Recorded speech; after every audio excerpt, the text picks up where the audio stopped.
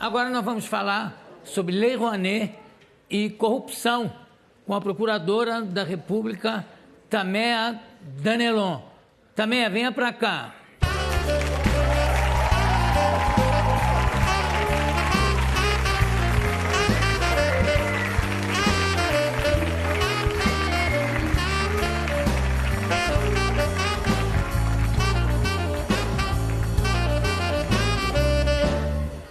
Você tem algum parentesco com Dallagnol? Não, né? Não, Só não. a sonoridade do nome. Todo mundo pergunta se somos irmãos, mas não, só parecido. Outra coisa, mas você também surfa?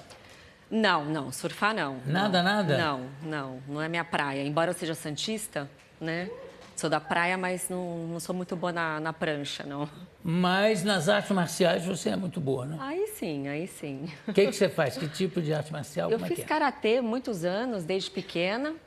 E ultimamente eu fiz também Muay Thai, que eu acho bacana. A arte marcial tem o lado da concentração, da disciplina. E isso ajuda, assim, no dia a dia, que é muito estressante o nosso trabalho. Então isso ajuda. E você continua fazendo, então, sempre? Eu dei uma paradinha, que eu tive uma lesão no ombro, né? Então, não estou mais tão assídua nos treinos, né? A lesão foi em função da prática? Um pouquinho da idade também, né, João? Muito velha, é um caco. Mas eu comecei o karatê, eu tinha 12 anos, né? 13, 14, né? Agora, depois dos 30, né? Fica mais difícil. Tá bom. Me fala, vamos explicar, tem gente que ainda não entendeu o funcionamento da Lei Rouanet. Será que você dá uma explicação no geral, depois a gente entra nos particulares? Claro.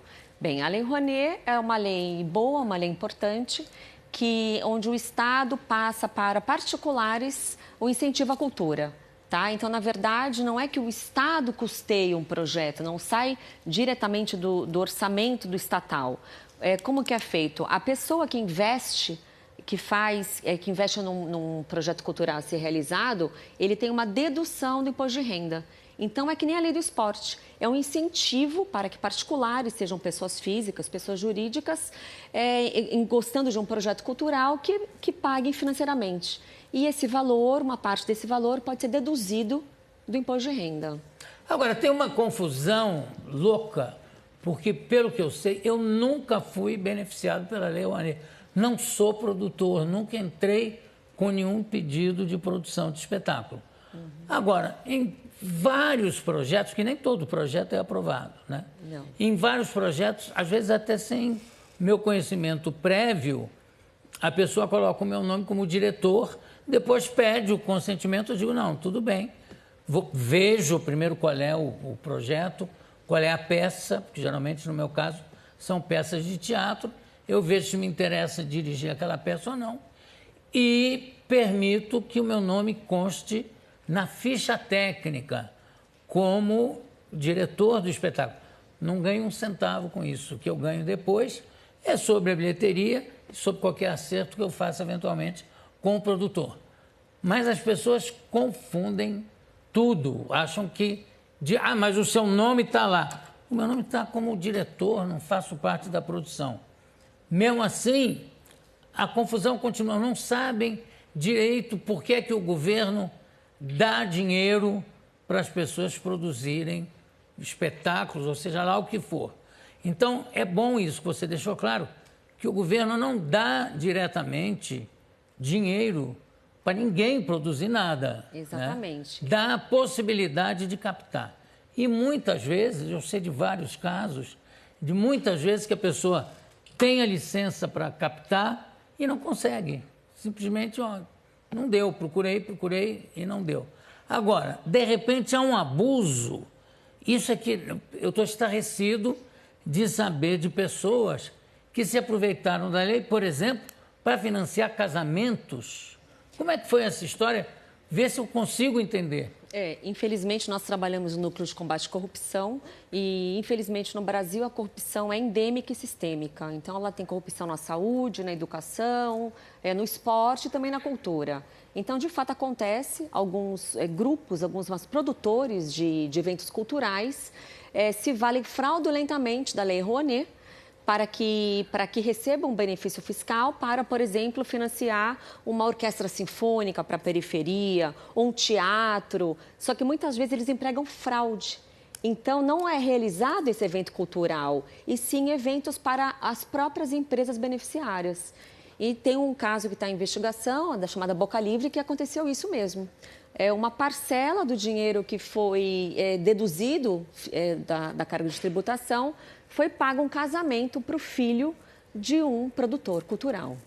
Agora, só para eu entender, como é que a pessoa conseguiu fazer isso? Quer dizer, deve ser um esquema muito bem armado, porque, pelo que eu sei, os produtores, a pessoa que produz uma peça e levantou dinheiro através da Lei Rouanet, depois ele tem que fazer uma prestação de contas. Exatamente. De centavo, de táxi que foi tomado, de fita durex que a produção comprou.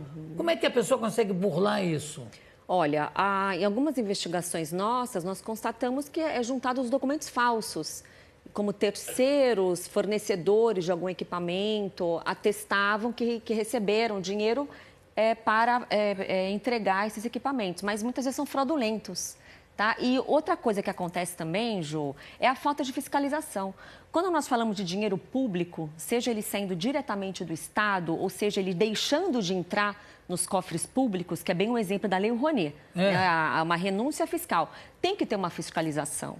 Então, não é possível que seja no âmbito do Ministério da Cultura, no Ministério dos Esportes, que saiam dinheiro público sem uma fiscalização. Então, por vezes, não há uma fiscalização efetiva. Então, e às vezes nem há fiscalização. Então, são juntados documentos, muitas vezes fraudados, e acaba nesse desvio. E passa. Exatamente. Num caso desse, Jô, esse grupo que está sob investigação, durante 20 anos veio fraudando a Lei Rouanet. E teve um benefício de 180 milhões de reais. E esse valor muito alto... Nenhum tostão aplicado efetivamente em cultura. O que foi levantado até o momento é que não foi aplicado em cultura. Eram feitos eventos para as próprias empresas que recebiam essa isenção fiscal. Você vê que é um absurdo muito grande, porque eu sei de pequenas companhias de teatro, pequenos grupos que dependem desse dinheiro da cultura, que eles podem angariar fundos graças à Lei Rouanet e não conseguem. E, no entanto, tem um grupo que se favorece da lei para roubar, né? Para roubar do bolso de quem está seriamente trabalhando com o benefício da lei.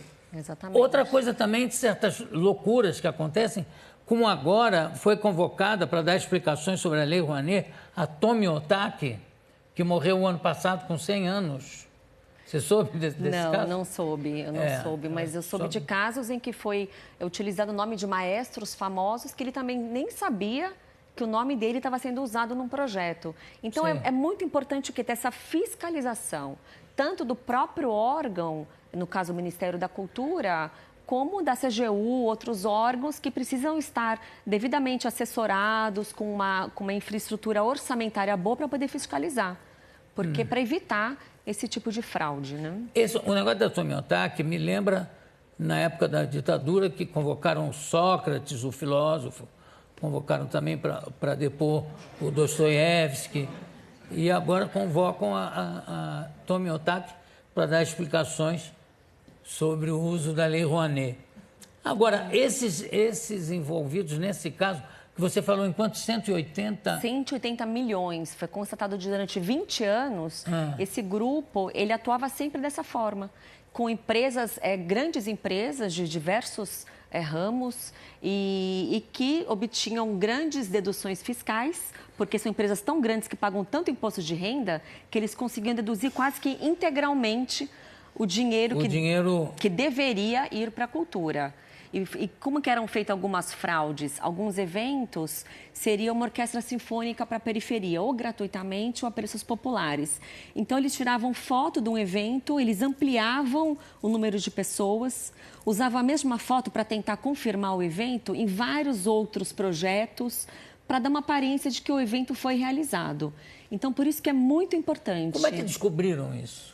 A CGU que descobriu. A CGU a Controladoria Geral da União fez um brilhante trabalho que cabe à CGU fiscalizar todo o dinheiro público federal e conseguiu constatar que não existiram esses eventos, né? Compensação, casamentos maravilhosos. Sim, isso aconteceu. Buffets extraordinários.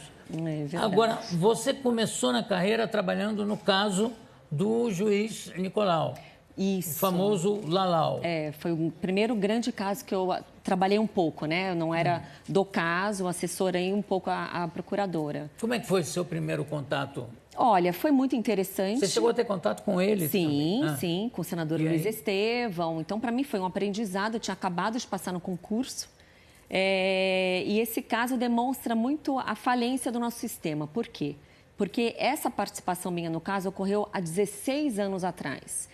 E sabe quanto tempo durou a ação do juiz Nicolau, Jô? 23 anos. Então, essa é a regra. No país, os grandes criminosos de colarinho branco, eles são julgados em 10, 15, 20 anos. E isso acaba resultando o quê? Na prescrição. Então, quando eu falo dos escândalos da Lei Rouanet, que também acontecem em outras áreas, é muito por conta do nosso sistema, porque tem muitas brechas no nosso sistema. Mas isso vale não só para o colarinho branco, como para qualquer criminoso, não é? E às vezes tem pessoas que ficam presas durante anos sem julgamento, aí quando vai a julgamento a pessoa é absolvida e já passou, sei lá, 10 anos na cadeia. Isso está errado. É uma falha muito grande dentro do sistema. Exatamente, mas quando nós falamos de grande corrupção, até o meu colega Deltan já veio aqui, já explicou bastante, até falou das 10 medidas, né? Os grandes criminosos de colarinho branco, que têm muito poder econômico, eles se valem dos melhores advogados que, por muitas vezes, apenas protelam o processo. E demora muitos anos para ocorrer a prescrição. Daí a pessoa não é presa, o dinheiro apreendido é devolvido. Então, é muito importante, Jô, diante dessa situação de corrupção que assola o país, ter mudanças sistêmicas. E daí que surgiu a campanha 10 medidas contra a corrupção.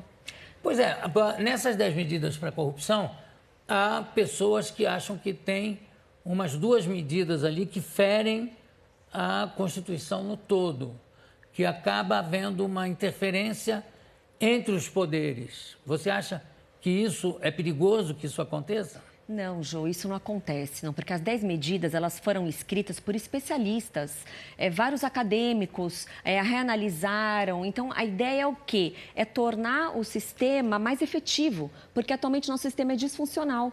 Qual que é a regra de grandes corrupções? Demorar essa eternidade, como é o caso do juiz Nicolau, como é outro caso do Propinoduto, que era uma máfia de fiscais do Rio de Janeiro, que está tramitando há mais de 16 anos o processo. Na Suíça está bloqueado mais de 40 milhões de dólares e não acabou o processo ainda. Então, essa é a regra. Mensalão e Lava Jato são operações que são pontos fora da curva. É uma exceção. Agora, se eu perguntar para o pessoal aqui da plateia se alguém conhece mais de 3 ou 4 pessoas, grandes criminosos corruptos que estão presos, posso fazer essa pergunta para a plateia? Claro, claro. Alguém de vocês poderia me citar algum caso de corrupção grande, tirando o Mensalão e tirando o Lava Jato, que já estão presos e depois que acabou o processo? Não, mas aí também é porque não vem a público, né? Não é porque vem a público. Mensalão, Zé Dirceu está preso. Sim, né? mas tirando essas 2 operações que são pontos fora da curva.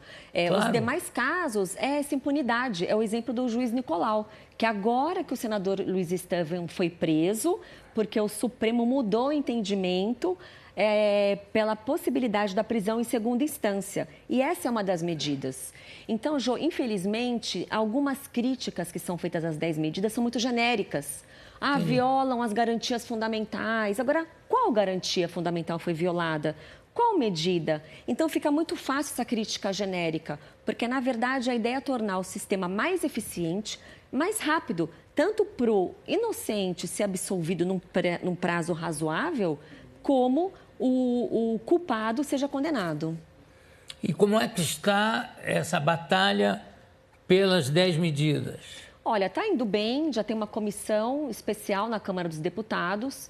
Agora, as 10 medidas, nós tivemos assinaturas de mais de 2 milhões de pessoas que subscreveram as 10 medidas e foram para o Congresso Nacional na forma de um projeto de lei de iniciativa popular, como aconteceu na lei da ficha limpa, que foram coletadas as assinaturas. Então, agora tem a comissão da Câmara, onde o relator é o deputado Onyx Lorenzoni, um deputado ficha limpa. O presidente também, deputado Passarinho também, ficha limpa, isso é muito importante deixar bem claro, que são pessoas que estão comprometidas com o combate à corrupção. Está tendo várias discussões, várias audiências públicas com especialistas, já foi o Dr. Moro, o Deltan, para que seja discutido. E acredito que no máximo em 2 meses vai ser feito um relatório final com as medidas e vão ser votadas. Né? Bom, vamos torcer para que essa característica tão endêmica e sistêmica da nossa corrupção, a gente esteja vendo, não é nem a luz no fim, no túnel, é que a gente comece a enxergar pelo menos o túnel. Muitíssimo obrigado pela sua presença conosco. Eu conversei aqui com a Tameia Danelon. Parabéns pelo seu trabalho. Obrigada. Obrigado. Daqui a pouco a gente volta.